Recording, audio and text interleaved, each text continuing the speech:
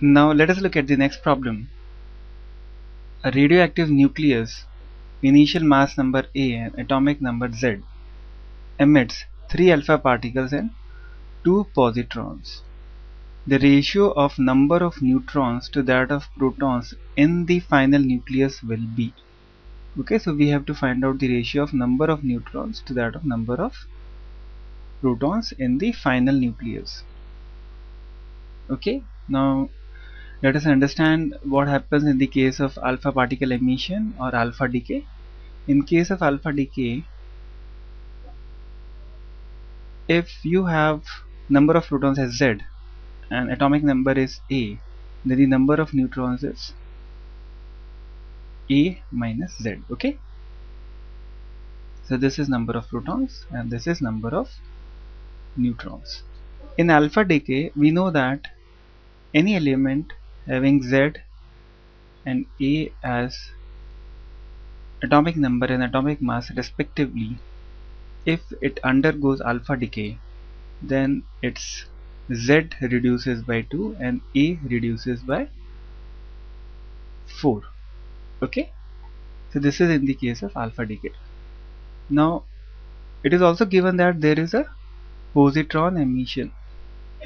So when positron is emitted, it basically gives you an idea that the emission is positive beta particle emission, and positive beta decay means one of the proton gets converted into neutron and then there is a positron. Positron is like this.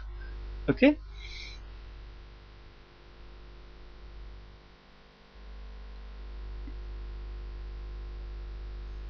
okay, now we know that when there is a positive beta decay, then the element X having Z and A, then Z would reduce by 1, but X, the A would remain as it is because one proton has got converted into neutron, so the total number of nucleons remain the same. Okay, now if we make a table, okay, that of Z,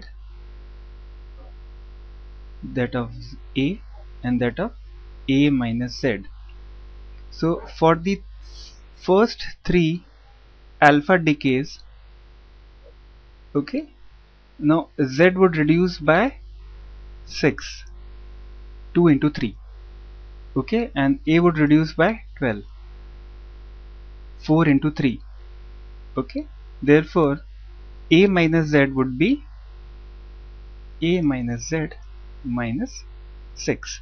Okay, this is number of neutrons, this is number of protons. Now subsequently there is 2 positron emission. 2 positron emission means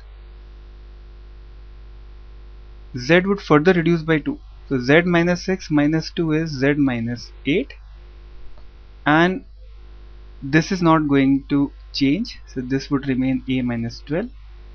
So if you take the difference A minus 12 with that of Z minus 8, this will give you the number of neutrons.